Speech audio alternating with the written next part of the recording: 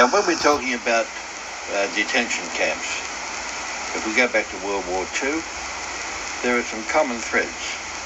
They were always built near or within a railway station. There was always a hospital nearby. And again, you'll see here where they're being built in Australia, there is a hospital nearby and they're on or near the railway so that they can bring in thousands of people in railway carriages. Now, this is a terrible thing to say, but I'm asking the question, why are these people considering that they need to build detention camps in this country of Australia? The double-tier razor wire is not around the stabling of railway carriages to keep there for security. On the contrary, actually, you will see in this report, there is no razor wire to hold secure the stabling of carriages at the Robina one on the Gold Coast. In fact, there's 5 lines ready to stable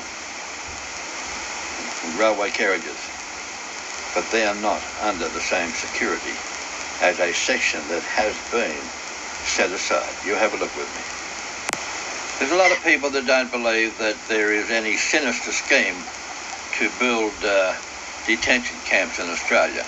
And in particular, I showed you a report of one that's being built at Robina on the Gold Coast. I'm now going to show you and explain some of the things why we've concluded this from an aerial picture. Now, in this aerial shot of this detention camp, let me explain a couple of things. I'm pointing over here to a section in yellow. That is a complete border that has double 9-foot razor wire. That also has a new railway line coming in here to offload people. And over here, they can take 1, 2, 3, 4, 5 railway carriages and railway trains to stable them, as they put, to stable them as a storage. Now, ask the question, why is this sealed off, thoroughly sealed off with razor wire, speakers, lighting, and this is not fenced off with razor wire? We get people coming and writing in and they say, oh, but the razor wire is there for security. Well, okay, this is where they hold the trains in here. Why isn't there razor wire for security to look after all the trains that come in here? There's one more thing. This railway line that comes into there, if you go up to the back of this compound, it's totally sealed off. You come up to the back of these compounds, it's not sealed off. Now, there's one big reason to show from an aerial shot. This section is now prepared, ready to offload people out of trains for no other purpose but to detain them. Well, now, as you just saw, that is not a railway station where passengers will disembark and go and hop in their cars. As a matter of fact, there is no car park or facilities for parking any vehicles anywhere around where they're building this detention camp. And if you go over to where the Skill Park Stadium is, which is another thing that they've done in Europe, build these camps near a stadium, likewise, there is no parking anywhere around that particular complex. Now, we're looking at an area which is approximately 120 metres, at least 100 metres long by about 50 metres wide. It's an area that can accommodate at least 6,000 to 10,000 people at any one time. If you look at the walls here, It'd have to be the most glorified, beautiful railway stabling area that you could ever see. Look at the amount of money, look at the cost involved here to camouflage it so that we would not be a wake-up to what they are doing. As you can see, the top section is compressed, expanded steel mesh, 4.5 mil. That's prison standard. You cannot get in or out without heavy equipment. And up the top, as you can see, it's got the double rows of wire. And if you look carefully at all of the cameras, you'll see that they are pointed along the perimeter. They are not pointed or focused on the people inside the compound. On the contrary, they're worried about people trying to escape. That's the way the cameras are set up. And as you can see, there's no way possible for human beings, they'll be in their mums, dads and children, there's no way they can escape. But they have the security trained on them to make sure that they don't escape. There's a close-up of the 4.5mm heavy-duty prison standard steel that you can't cut through unless you have heavy equipment to do that. Now, to get to this compound, you have to walk through a paddock. There's no road into it here. And as you can see, that's about 120 metres long. And there's the complete and total mural adorning every inch of it all the way along. Now, over a year ago, I gave you a report on the FEMA detention camps in America. You're looking at on your screen a fella called Fugard. He is a hand-picked man to look after FEMA all over the world. Now, he's sent out to Australia a fella there that you can see on your screen. His name is Bob Jensen from FEMA USA. And he's talking there to an SES director. He came out here to Australia to talk to all of our security people, our military, our police. And at the time, I couldn't work out what are we having a fellow called Bob Jensen from FEMA coming out here to tell us how we should look after our people. And now it's all unfolding. We now know the reason why. He would have given them the blueprint of what they have in plan to do. And when you look at the way they styled the detention camps all overseas, in Europe and in America, 850 in America, you will see they are all near a railway line or on a railway line. They are encompassing with a sports stadium or sports arena, and they are generally near a hospital, and they are all heavily guarded with razor wire. So now we know the reason why this fella came to Australia. Now, we have been told that Janet Napolitano, the head of Homeland Security in America under Obama, is going to come to visit Australia with this Fugard fella that's in charge of FEMA. Well, I've got one question about that. What for? We do not need FEMA from America to come to this country and tell us, one, that we have a security problem, because we don't. Two, if we do have a security problem, it's because of what they cause. And three, we'll look after our own people, our own way. We do not need them to come to this country and tell us how we should build detention camps to lock people up. Well, now, just like myself, we find it difficult to believe in Australia that the Minister for Transport would allow what's going on, or the Prime Minister, or the Deputy Prime Minister. So one of our friends contacted the Minister for Transport and asked the question, what is going on out at these, what looks like a detention camp? And of course, I said to this person, you're not going to get a truthful answer, because you won't get any truthful answer from something from the government, something that they're trying to hide. But anyway, he went and asked the question. Here's their reply. And this is from the Minister of Transport's office. The Robina West stabling yard was opened just over a year ago to accommodate the additional trains needed to service the Gold Coast with the opening of Varsity Lake Station. Stabling yards are equipped with a range of security measures, including barbed security tape to protect Queensland rail property. Please don't hesitate to contact me should you require any further information, and it's signed Justine Scarp. Now let me say from the beginning of this report, the rail lines that stable the empty carriages is not under any kind of security like razor wire whatsoever. Now that concludes this section of the report. There's going to be several more reports because we do know that there's over 20 of them built in Australia. My message to you and to every politician in this country is find out where they are. Track down the railway lines. Have a look behind in the railway and the goods yards. Have a look around where they end. Have a look around where there is a sports ground or a stadium. And if it's near a hospital, have a good look around. You're going to find them.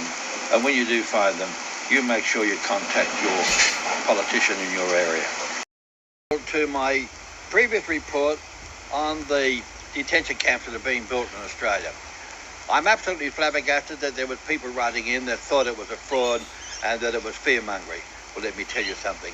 Thousands and thousands and thousands of people died overseas because of the same thing. They didn't recognise what was going on by the SS and in Germany. Now, I'm asking you to have another look at this, but I'm also asking you to realise this is for real. These people are the psychopathic killers that did control the world back then, and again, these are the same dynasties, same people that are causing the same things today, right in front of your nose, right in front of everybody's nose, making it very obvious because you don't think they would do such a thing. You don't think that you're going to be taken over by the New World Order. Think again.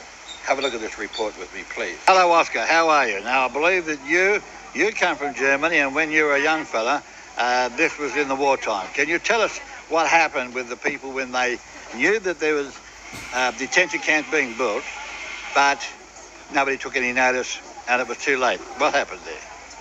Well, for a start, there's a lot I saw and a lot I didn't see.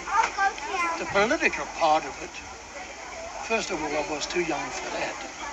But I've seen concentration camps. I lived from a concentration camp about from here to your car. And we were trading with these kids. They were Russians, Ukrainians, they were Jewish children. They made stuff out of wood with a knife, and they were so smart. And we gave them a potato, we had it. We gave them a couple of carrots, we had it. These poor bastards had it. And the people who didn't believe in it, they got put in there. But they got put in different concentration camps where the women get flogged and the men get flogged. They have the men standing on one side and the naked 3 meters apart, and the women and German chopper ducks walking in between. If they made one move, that will tear them apart. This is what I got from my uncle. My uncle died in one of them. So there's simple stuff. So I only can tell you what I heard from adults. Yeah. Okay? From simple terms, with what you saw, detention camps or concentration camps, whatever name you give them, when they're totally sealed with razor wire, etc., are only complexes which were built for detaining people. Yes. And You couldn't get out of it. And you couldn't get out. And this is for mum, dad, children, and everybody. Died out of the child. The girl becomes 10, she gets hurt, that's it. She had enough, bang, home she went. All these sort of things we hear over there. And what happened to the people that started to blow the whistle when they found out? What happened? Get in there. You get in there. Like dogs. Have you ever seen a concentration camp on the inside? Half the size of this table. The height, the width, and the length. It's for one human being to live in. half an hour off the stable. Died. Start to get out. Had to help each other. So, start again. That's why I said, that's why I make a joke of it. If I want to lose weight, I'll go into prisoner of war. I'll lose weight. You haven't seen a fat person in prisoner of war or in a concentration camp, have you? All right, so if you knew there were any concentration camps being built here in Australia, what would you... You'd keep your mouth shut. Back in 2002, as you can see by these film clips, the Howard government burnt their fingers by putting mums, dads and families with babies and children behind razor wire, and there was thousands of Australian people who said, no way, not in this country, and they grouped together and they went out there and they pulled down the fences. Is there any wonder now that they put these boat people out there on an island when the people can't get to them? But now you're looking at what happens with this kind of detention. Well, there you have a little bit of a clip, but I'll tell you something. I bet you didn't see it on Channel 9, Channel 7, Channel 10 or anywhere on television in Australia, and I bet you didn't read about it in the front page of your newspaper. That is what happened, and what you are looking at there was filmed by independent people. It is available on the YouTube, and you can go in there and you can get a hell of a lot more about how they treated people in the detention camps that were set up in Woomera in the middle of Australia. Now look at this rest of this report and you will see that there's one thing for sure. They are building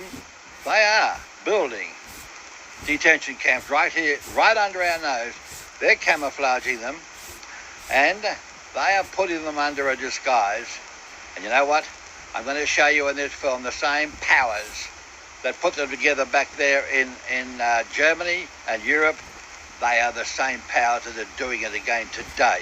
You don't think that we are going to get taken over by the United Nations and the New World Order? Well, I can assure you that is their end goal, and they're getting close to it. And if there's a chance for us to put a stop to it, it's now. And the only way you can put a stop to it is to make sure that you get a politician and you take him by the ear and you take him and show him and you say, look, put this away. Go and recall Parliament and make sure that the treaties, because it's treaties that are allowing them to do it, get the treaties repeated.